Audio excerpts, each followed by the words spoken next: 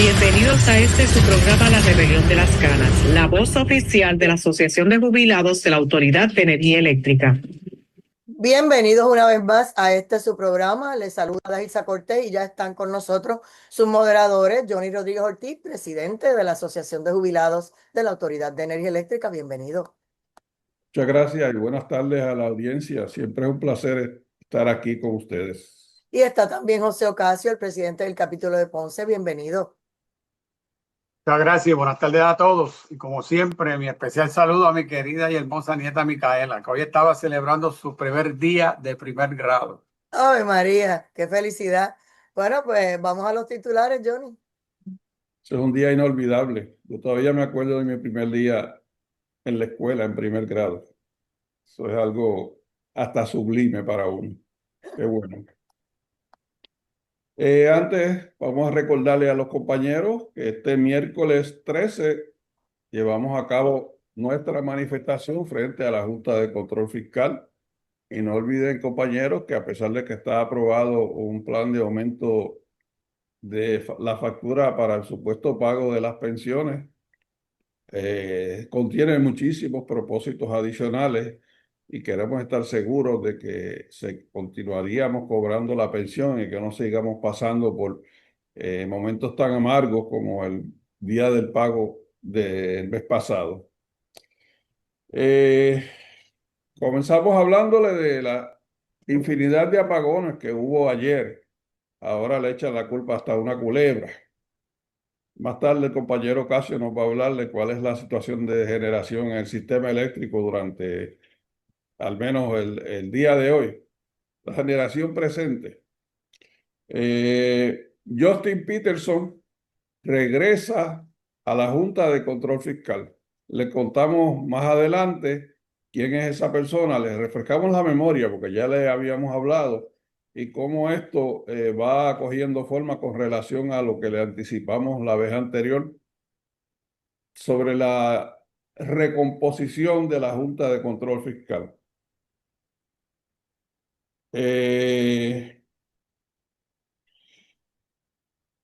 También vamos a hablarle de cuántas cosas puede hacer la Junta de Control Fiscal con solamente 2 miembros y cuántas no puede hacer.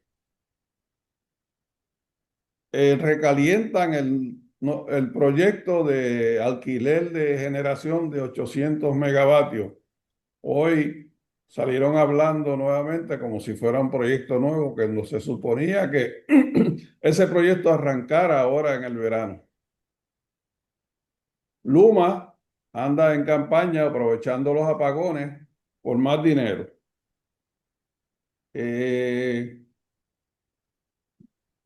Sucede ahora que no son las iguanas, no son los mal llamados changos, no son los que se roban el cobre, que muchas veces pagan con su vida. Como ahora se habla tanto de culebras, ahora alegan que una culebra se metió en la subestación, en una de las subestaciones en el área norte, cerca de Dorado, y ha dejado sin servicio a un montón de gente allí.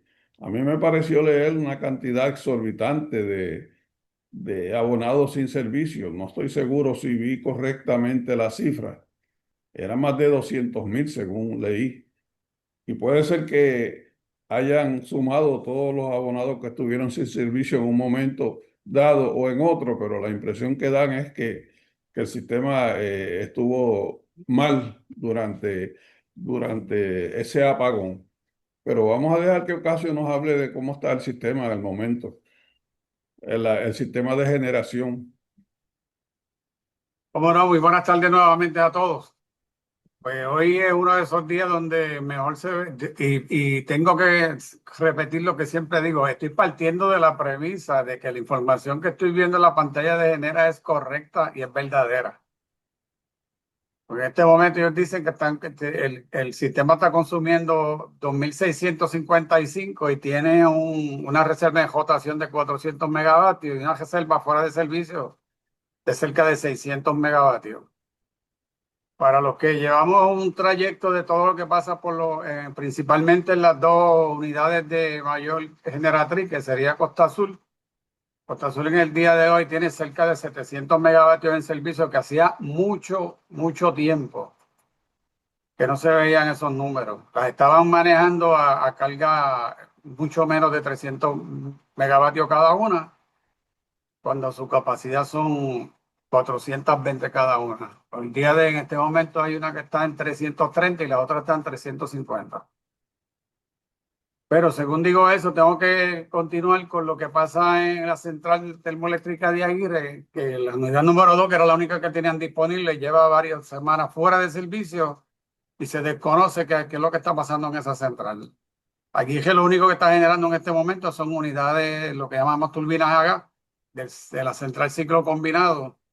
En este momento tienen 6 unidades en servicio y como cuestión de dato curioso que lo tengo que señalar, que todas están en 30 megavatios cuando son unidades que pueden generar 50 megavatios cada una. Eso significa que hay unas cuestiones técnicas en el ambiente que ellos nunca han explicado, que nosotros en algún momento más adelante lo podemos indagar sobre ese asunto. Porque es extraño que una unidad de turbina de gas, que todo el mundo conoce en el alcohol de la autoridad, se sabe que son las unidades menos eficientes, las estén utilizando a ese número de carga tan bajita. Ese es el estatus más o menos de la situación en cuestión de generación en este momento. Señalo con eso que ya, pues, por eso es que se tuvieron que buscar alguna razón para hablar de la pérdida de generación en el área de Dorado y escogieron esta vez a una culebra. No podían echárselo a generar por falta de generación porque la generación está disponible según los números. Y vuelvo y repito, según los números, si están correctos, eso es lo que les acabo de leer. Estoy mirando desde la página que ellos publican vía internet. Adelante, John. Sí, gracias. Para empezar, comenzamos diciéndole, siguiendo la línea de pensamiento de Ocasio, las turbinas de gas, que por cierto, las turbinas de gas que hay en Aguirre utilizan diésel, o sea, no utilizan gas natural. Y el diésel es el combustible más caro. Y son unidades deficientes por naturaleza. Y a casi la mitad de la carga debe ser peor aún el gasto de combustible innecesariamente. Esas unidades para que operen más o menos aceptablemente tienen que estar en el total de su carga. Y si hay 6 unidades a 30 megavatios, quiere decir que podría haber, en lugar de 180 y su capacidad son 50, debiera haber 300 megavatios allí para que no nos costara tanto. Otro dato que es interesante es el hecho de que hacía tiempo, como menciona el compañero Ocasio, que no se veían unidades de una carga nominal, digamos 410 megavatios, 420 como Costa Azul, en cargas tan elevadas. Y la información que nos dan es que muchas veces el problema que ha habido es que esas unidades están operando con una sola bomba de alimentación y limitan su carga a la mitad. Otras veces es que un sistema de precalentamiento de aire, se llaman air preheaters, están tapados y no dan la capacidad. Parece que con el tiempo que esas plantas han estado fuera de servicio, pues han logrado establecer alguna estabilidad en ellas. Pero yo sigo insistiendo en el misterio que hay en la termoeléctrica en Aguirre. Esa unidad número 2, porque la número 1 de 450 megavatios cada una, hace tiempo que parece estar herida de muerte y es en el problema, aparentemente en el generador. La ponen en servicio, está en servicio unos días, nunca ha alcanzado ni siquiera la mitad de su capacidad generatriz y dura unos días. Y ahora mismo el compañero acaba de decirnos que la unidad lleva varios días, quizás semanas, fuera de servicio. Y eso es un mal indicador, porque ya el generador número de la unidad número 1 se quemó y se espera, con suerte, que puedan empezar a montarlo a fin del año, a fin de año, porque hubo que enviarlo a reconstruir a la fábrica. Y eso tiene un costo elevadísimo, como pasó con Palo Seco número 3, que también a raíz de su llegada la información que nos dan es que genera lo quemó. Y en la unidad número 1 sucedió quizás algo parecido porque esa unidad se le entregó reparada sin ponerla en servicio a Genera cuando llegó en julio del 2023. Y de momento aparece que el generador está quemado, averiado. Es decir, que el Luma, perdón, en Genera sigue destrozando plantas. Sigue destrozando plantas. Y eso es la razón por la que a veces los ponen en servicio. No nos dicen las causas por las que están limitadas y solamente ni siquiera la capacidad generatriz. Le informan la carga que tienen al momento y como el pueblo no sabe, pues nosotros nos vemos en la obligación de aclarar estos asuntos para que vean cómo es que estas personas han llevado el sistema eléctrico a su peor momento, el sistema de generación, porque Luma lleva más tiempo haciendo más daño y precisamente eso es lo que tiene, por ejemplo, la autoridad en Ascuas, eh, una crisis total de manejo de fondos y Luma cada vez pidiéndole más. Y no puede ser peor la situación con relación al servicio debido a estas situaciones que se están dando. Pues miren, en otro tema, el señor Justin Peterson, la información que aparece en la prensa de hoy es que regresa a la Junta de Control Fiscal. Ese es el individuo que hace cerca de un año, quizás poco menos, renunció disgustado por el maltrato que según él se le estaba dando a los acreedores de la autoridad por parte de la Junta de Control Fiscal. Y se está despejando la verdad porque entonces ahora regresa, según la información que se está dando hoy en la prensa, y se dice que trae varias encomiendas. En primer lugar, el desarrollo de la forma más plena, más amplia, del uso de gas natural para para generar energía eléctrica.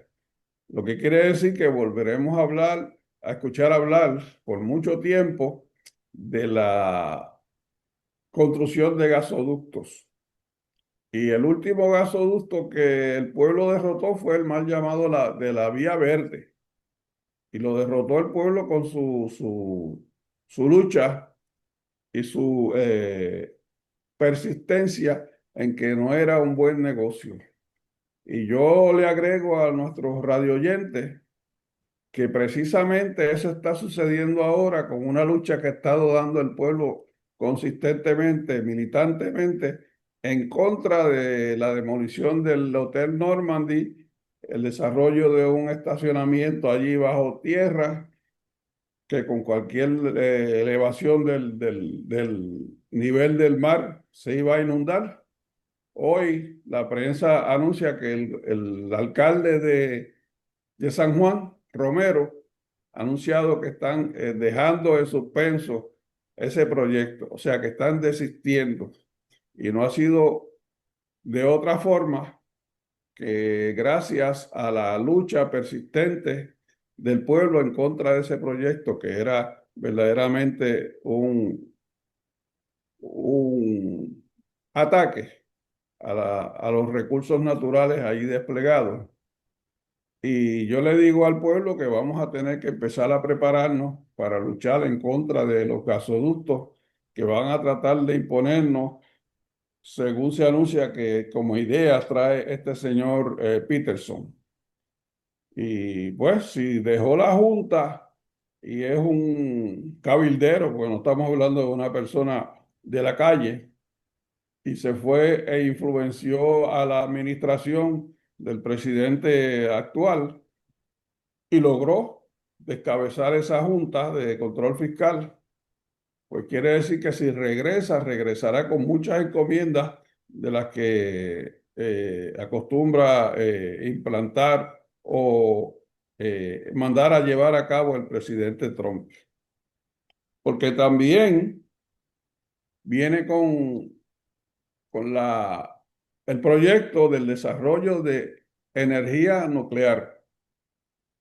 Y eso hay que cualificarlo porque hemos estado buscando información relacionada y hay muchas formas ahora de generar energía nuclear. Por ejemplo, en Rusia se está desarrollando un sistema de un modo de generación con energía nuclear que es experimental y el enfriamiento se daría me parece que es con plomo y se estaría reutilizando, reciclando desechos nucleares. Pero el clásico uso de la energía nuclear como la conocemos, yo no sé cuántos recuerdan aquel escape de Three Miles Island en Filadelfia, fue, Sí, en Pensilvania. correcto. Eso hace muchos años, yo creo que hace más de 35 años. Pero también, que es más reciente aún, el escape nuclear de Chernobyl, precisamente en Ucrania, que ahora se está peleando con Rusia. Y más reciente aún, el de ¿cómo fue? Fukushima fue, en Japón. Aquello fue un desastre ambiental, económico, natural, que no tiene precedente. Y eso es un dato que nosotros debemos tener presente para ver cómo enfrentamos esa situación, porque los sistemas de generación de energía nuclear, como se concibieron, como se ensayaron, por ejemplo, en la planta experimental de Bonos, en el pueblo de Rincón, Puerto Rico, es aquella forma tradicional, arcaica, original, que se utilizaba para la generación de energía eléctrica. Y como esta administración del señor Trump se caracteriza por menospreciar el ambiente, precisamente, porque él le ha quitado fondos por montones a la EPA y le ha quitado autoridad y ha autorizado incluso hasta el uso de carbón de forma desmedida. Pues si vinieran con esas tácticas, eso sería nefasto para el pueblo de Puerto Rico y no podemos olvidar que nosotros, para el gobierno de los Estados Unidos, no somos otra cosa que el patio de atrás, somos una finca y a la finca usted lleva y hace todos los experimentos que no quiere hacer en la metrópoli porque le dañan su imagen o porque pueden hacerle daño a su compueblano. Y eso es Puerto Rico para los Estados Unidos, un lugar donde se ensayan muchas cosas. Se ensayó hasta el control de la natalidad en una ocasión. Yo no sé si los radioyentes recuerdan el uso de talidomida, que era un anticonceptivo que seguidamente empezó a provocar deformaciones y fetos monstruosos. Y eso se ensayó en Puerto Rico. La gente naranja que se utilizó en la guerra de Vietnam, se practicó su aspersión en el yunque y así sucesivamente. Pero vamos a dejar que el compañero Ocasio reaccione a estos señalamientos que estamos haciendo, porque todavía nos queda más con relación a Justin Peterson.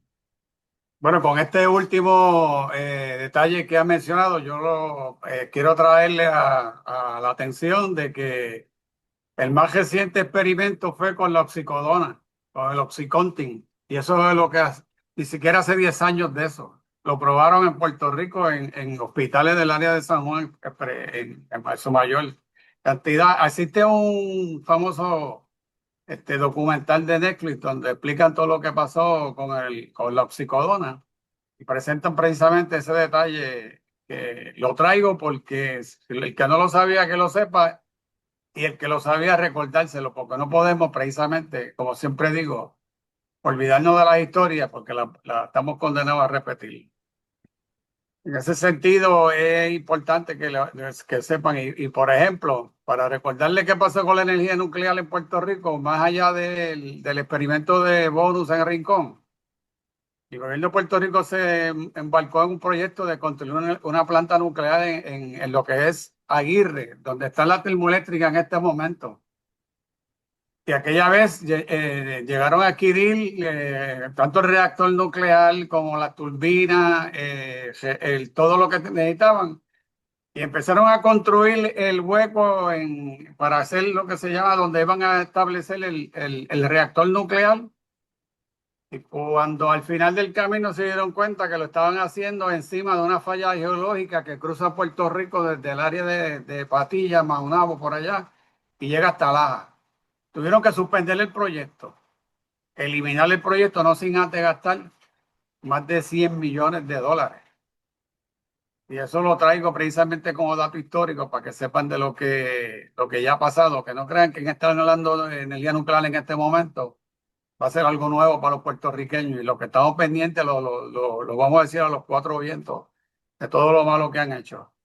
Hace unos no sé, meses atrás, diría yo, una persona publicó una carta en un periódico y habló de unos datos de ese hecho que acabo de mencionar y lo traigo a colación porque cometió dos errores. Uno es que dijo que el reactor nuclear nunca llegó a Puerto Rico y que la turbina, ni la turbina ni el reactor nuclear estuvo por muchos años fuera de Puerto Rico, la autoridad pagando alquiler en lugares que costaban millones de dólares al año.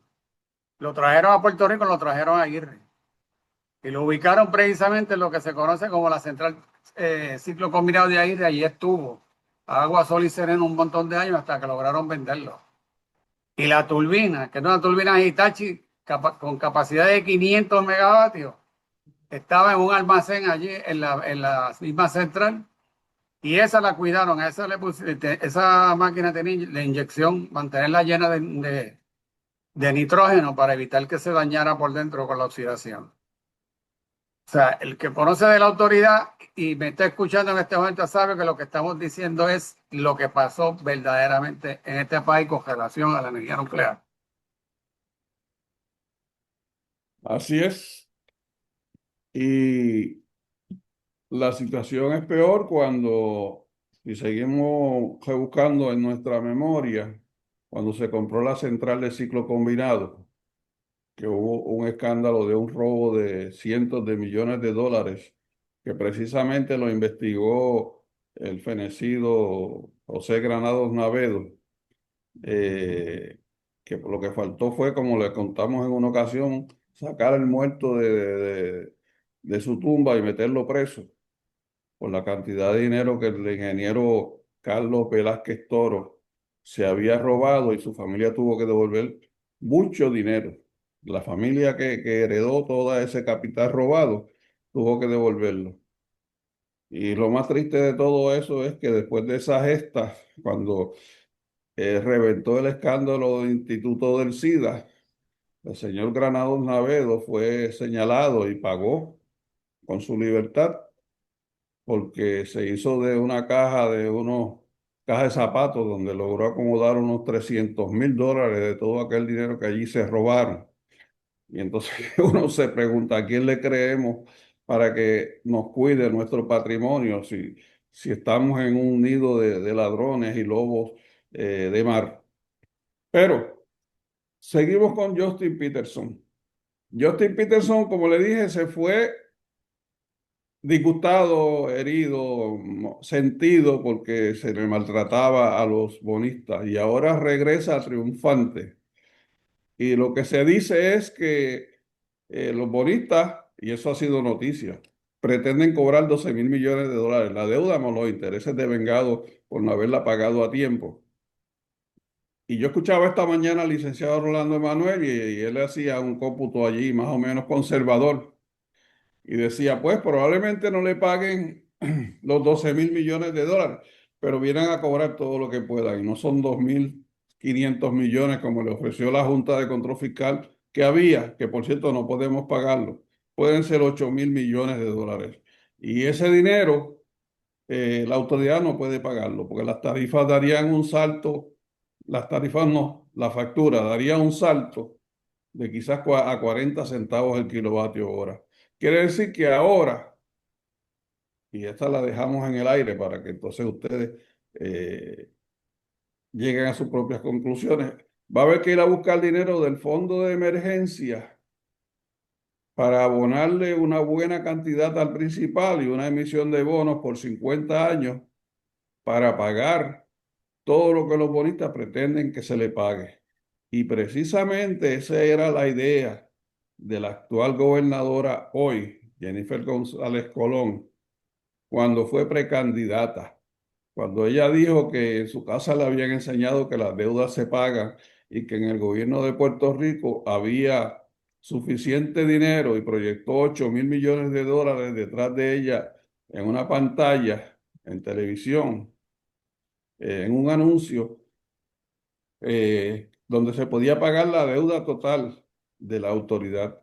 Y yo me pregunto, ¿será que eso es parte del plan que al momento hay o será que eso fue preconcebido desde aquel momento, cuando ella fue precandidata a la gobernación y luego vino a su candidatura y hoy es la gobernadora? O sea que tenemos que estar con ojos al frente y aparentemente atrás también y por los lados, ojos 360 grados, para ver qué es lo que va a pasar aquí, pero no solamente los ojos, vamos a tener que estar bien atentos a todas las contingencias con las que vamos a ser atacados, porque lo que viene aparentemente es peor aún de lo que, como nos describía el licenciado Emanueli, que vendría si los bonistas lograran su propósito y si lo logran pues esto sigue cobrando vigencia.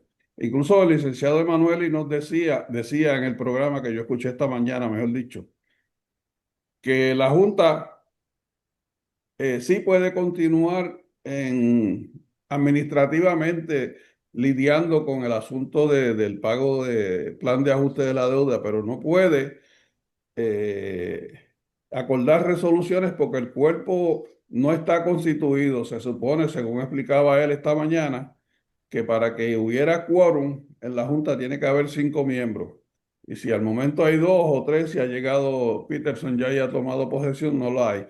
Y la Junta no podría tampoco anular leyes como ha estado haciéndolo durante su pasado desempeño, pero cuando llegue la Junta, cuando se constituya, que eso verdaderamente lo va a determinar el presidente de los Estados Unidos, porque según el caso que llevó Lautier, esos miembros de la Junta integrantes no necesariamente tienen que ser confirmados por la legislatura del gobierno de los Estados Unidos de Norteamérica, que pueden ser designaciones del propio presidente, porque es un asunto que está dentro de la cláusula territorial que administran las colonias, los territorios, como dicen la mayoría de este país, para tomar determinaciones. O sea, que quiere decir que las cosas se han puesto más complicadas aún y es por eso precisamente que nosotros le llamamos la atención a nuestros compañeros miembros de este sistema de retiro nuestro, que tenemos que cuidarlo, porque ya hay una serie de diseños con relación a cómo ellos van a atacar el plan de pensiones nuestro y probablemente por eso es que lo están dejando para el final, de manera que entonces nosotros estemos solos y sea más difícil la situación. Así que, compañeros, el momento es ahora, actualmente, que hay que salir a defender nuestro sistema de retiro porque nos lo pueden liquidar. Hay que seguir en la calle. Comentario final de José Ocasio. Bueno, tengo que unirme a lo último que expresó el compañero, de que los compañeros jubilados y el pueblo en general tienen que estar pendientes a todo esto y nosotros como jubilados tenemos que seguir la lucha y no escatimar en que algo va a pasar, porque lo último que se está manifestando públicamente era la última expresión que hizo la juez Taylor Swain con relación a una carta que le envió a la Junta de Control Fiscal diciéndole cómo va a afectar eso el proceso de quiebra, pero además paralizó los trabajos que estaban dando con relación tanto a la mediación como a un caso particular que tenían los bonitas en contra, viéndose en un tribunal, en el tribunal también. No podemos poner todo el peso en el tribunal, porque sabemos lo que está pasando a través del presidente, que con los tribunales y con los jueces. Así que lo que nos puede garantizar nosotros alguna luz al final del túnel es la protesta que llevamos cada miércoles y tenemos que continuar así haciéndolo. Así es, después del sistema de retiro como el que ustedes tienen, ¿verdad? De sistema definido. Ayer estaba hablando con una amiga, tiene más de 65 años y sigue trabajando en el Departamento del Trabajo, porque lo que ella tiene es un sistema de que solamente lo que haya acumulado. O sea, si son 5 años, 10 años y no va a cobrar nada más. Así que tiene que luchar por mantener su seguro social y seguir trabajando mientras pueda. El sistema de retiro de ustedes es otra cosa y obviamente hay que protegerlo, porque no todos los empleados tienen ese privilegio, ese beneficio que ustedes han luchado, ¿verdad? Porque nadie se los regaló. Así que gracias, Johnny Rodríguez Ortiz, gracias, José Ocasio, por otra edición más de La Rebelión de las Canas. Ya será hasta el próximo viernes, con el favor de Dios. Linda tarde, hasta las 5:30 del viernes. Pasen todos muy buenas tardes y gracias por sus atenciones. Buenas tardes a todos.